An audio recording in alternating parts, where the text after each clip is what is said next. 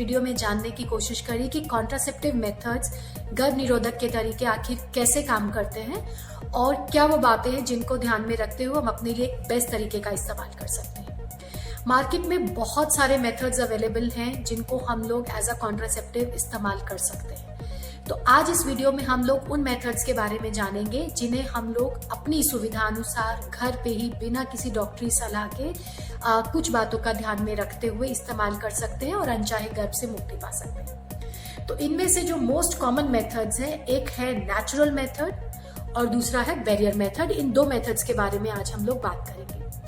Natural methods का मतलब है कि हम वो दिन जिन दिनों में संबंध बनाने से गर्भ ठहरने की संभावना ज्यादा रहती है, उन दिनों में या तो हम संबंध बनाने से बचें या संबंध बनाते टाइम कुछ सावधानियों का इस्तेमाल करें ताकि स्पर्म जो है अंडा बच्चेदानी के अंदर में ना पहुंच पाए, वो दोनों आपस में मिल ना पाए और गर्भ ना ठहर पाए। तो नेचुरल मेथड को अगर हम लोग फॉलो करते हैं तो ये मेथड सूटेबल रहता है उन फीमेल्स के लिए जिनके पीरियड्स रेगुलर है। रेगुलर मतलब पीरियड्स जो है 21 से 35 दिन के अंतराल में आ जाता है।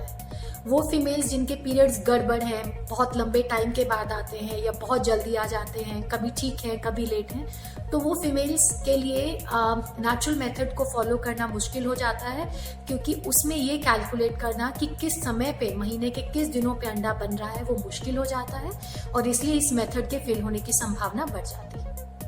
तो अगर हम लोग नेचुरल मेथड को फॉलो कर रहे हैं तो सबसे पहले हमें ये ध्यान रखना चाहिए कि हमारे पीरियड्स अगर रेगुलर हैं तो ये मेथड हमारे लिए कारगर साबित हो सकता है। तो इसको फॉलो करते टाइम आखिर हम ये कैसे जाने कि किन दिनों में अंडाक्षय से अंडा निकल रहा है, कौन से दिन जो है वो हमें अवॉइड करने चाहिए। तो इसके लिए कुछ प्रिंसिपल्स हैं। जो पहला प्रिंसिपल ये है कि जब अंडाक्षय से अंडा रिलीज होता है तो फीमेल्स के बॉडी टेम्परेचर में चेंजेस आते हैं, जो टेम्परेचर है थोड़ा सा बढ़ जाता है। अगर हम इस चीज का ध्यान रख पाए कि हमारे बॉडी टेम्परेचर कब चेंज हो रहा है तो हम ये समझ सकते हैं कि कब अंडा रिलीज हो रहा है। लेकिन ये थोड़ा सा कम्बरसम हो जाता है डेली टेम्परेचर लेना, या सिर्फ वही महिलाएं जो इस चीज को लेकर के बहुत सेंसिटिव हैं अपने बॉडी में थोड़े से भी टेम्परेचर वेरिएशंस को समझ सकती हैं, उनके लिए ठीक है। इसके अलावा जो एक दूसरा तरीका है जिससे हम लोग पता कर सकते हैं वो है change in the cervical mucus. Cervical mucus मतलब योनि मार्ग से जो तरल पदार्थ निकलता है उसकी कंसिस्टेंसी में चेंज आना। अंडाक्षय से अंडा निकलने के समय पे ये जो योनि मार्ग से जो डिस्चार्ज होता है इसकी क्वांटिटी बढ़ जाती है। ये एकदम जैसे हम बोलते हैं पुराने टाइम में गोंद रहती है, एकदम पतले गोंद के जैसे हो जाता है और हल्का चिपचिपाहट बन लिए रहता है। तो अगर आप ये नोट कर रहे हैं कि हाल फिलहाल में ही जो वजाइनल डिस्चार्ज है वो बढ़ गया है, वो थोड़ा सा पतला हो गया, हल्का चिपचिपाहट लिए हुए है, तो कोशिश करिए कि उसके 1-2 दिन पहले और 1-2 दिन बाद तक आप या तो संबंध ना बनाएं, और अगर संबंध बना रहे हैं तो कुछ सावधानियों का इस्तेमाल करें।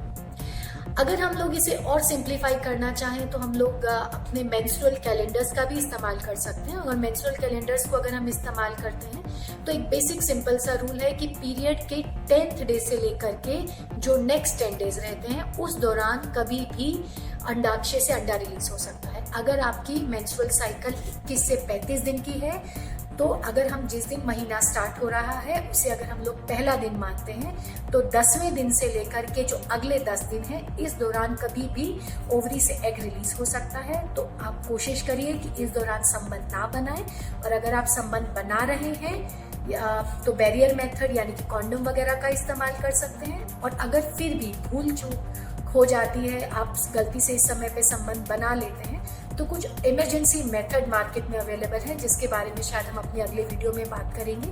उसका इस्तेमाल करके हम लोग अनचाहे गर्भ को अवॉइड कर सकते हैं। तो ये तो बात हुई कि नेचुरल मेथड्स की। दूसरा आज हम जो इस वीडियो में बात करने वाले हैं वो है बैरियर मेथड। बैरियर मतलब रुकावट। इस कॉन्ट्रासेप्टिव मेथड में हम एक तरीके की रुकावट क्रिएट करते हैं ताकि स्पर्म मतलब मेल गैमीट्स जो है वो बच्चेदानी में पहुंच नहीं पाए।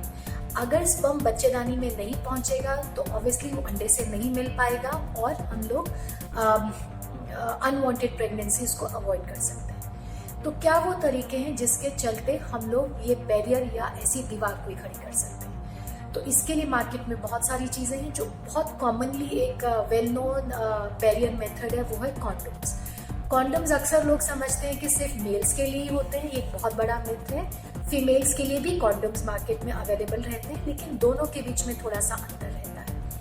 अब अगर हम कॉन्डम्स का इस्तेमाल करते हैं तो कॉन्ट्रासेप्टिव इफेक्ट के साथ साथ इसका एक बहुत बड़ा एडवांटेज ये है कि ये हमें सेक्सुअली ट्रांसमिटेड डिजीजेस यानी कि यौन संबंधित जो बीमारियां रहती हैं उससे भी बचाता है। लेकिन कॉन्डम्स का इस्तेमाल करते टाइम हमें ये ध्यान रखना चाहिए कि कॉन्डम्स अच्छी क्वालिटी के हों। अगर आपको लगता है, खासकर फीमेल पार्टनर्स को कई बार होता है कि कॉन्डम्स के इस्तेमाल के बाद एक अजीब सी जलन या इरिटेशन वजाइना में हो रही है, तो वो हो सकता है कि कॉन्डम्स बनाने में जो मटेरियल इस्तेमाल हो रहा है, खासकर लेटेक्स, उससे कई फीमेल्स को एलर्जी रहती है। तो आजकल लेटेक्स फ्री कॉन्डम्स भी मार्केट में अवेलेबल हैं। तो अगर इस तरीके की एलर्जीज अगर आपको लग रही हैं, तो अगर हम लोग ब्रांड या मटेरियल कॉन्डम्स का चेंज करते हैं तो उससे बचा जा सकता है। दूसरा ये रहता है कि अगर हम लोग कॉन्डम्स का इस्तेमाल कर रहे हैं तो हमें ये भी जानना बहुत ज़रूरी होता है कि ये सेक्सुअली एक्ट के दौरान इस्तेमाल किया जाता है। तो अगर पार्टनर्स में कंफर्ट इस चीज़ को लेकर के नहीं है और अगर आपको लगता है कि नहीं, हर टाइम सेक्सुअल एक्ट से पहले ये इस्तेमाल करना आपके पार्टनर को या आपको अनकंफर्टेबल लग रहा है, तो फिर हमें किसी और बैरियर मेथड्स के बारे में या कोई और गर्भ निरोधक तरीके के बारे में सोचना पड़ेगा। इसके अलावा जो बैरियर मेथड्स मार्केट में अवेलेबल हैं वो रहते हैं स्पर्मिसिडल जेलीज या जेल। स्पर्मिसिडल जेलीज का मतलब रहता है कि वो क्रीम या ऑइंटमेंट जो स्पर्म्स को किल करती है। इन क्रीम्स के इस्तेमाल से अगर जैसे ही स्पर्म वजाइना के कांटेक्ट में आता है और हमने अगर इस क्रीम का इस्तेमाल कर रखा है तो ये जो क्रीम्स रहती हैं इमीडिएटली स्पर्म्स को किल कर देती हैं। लेकिन खाली स्पर्मिसिडल जेलीज या जेल्स का इस्तेमाल करने से फेलियर रेट बहुत ज़्यादा रहता है। तो ज़्यादातर केसेस में हम ये रिकमेंड करते हैं कि अगर हमें स्पर्मिसिडल जेलीज का इस्तेमाल करना है तो बेटर रहता है कि हम इसे किसी और बैरियर मेथड यानी कि कॉन्डम के साथ में कपल करें ताकि इसकी इफेक्टिविटी बढ़ सके। और इसमें अगर कभी कभी किसी को एलर्जीज हो रही है तो उस एलर्जीज को भी अवॉइड किया जा सकता है। और तीसरा, अगर हम लोग स्पर्मिसिडल जेलीज का इस्तेमाल करते हैं तो एक तरीके का केमिकल बैरियर बस बन के रह जाता है, इसमें मैकेनिकल कोई प्रोटेक्शन नहीं है। तो बैरियर मेथड से यूजली एक इमेज दिमाग में आती है कि ये सेक्सुअली ट्रांसमिटेड डिजीजेस से भी बचाएगा, तो वो वाला जो एक प्रोटेक्शन है वो हमें केमिकल बैरियर मेथड से नहीं मिल सकता है। तो आज हमने ये जाना कि क्या है नेचुरल मेथड्स और क्या है बैरियर मेथड्स। ये वो तरीके ऐसे हैं जिसे आप बिना किसी डॉक्टरी सलाह के भी घर में आराम से अपने पार्टनर के साथ कंफर्टेबली डिस्कस करते हुए इस्तेमाल कर सकते हैं। अगर हम इन तरीकों को सही से इस्तेमाल करते हैं तो ये बहुत ही इफेक्टिव और कारगर तरीके हैं और इसके साथ साथ में ये हमें सेक्सुअली ट्रांसमिटेड डिजीजेस से भी बचाता है।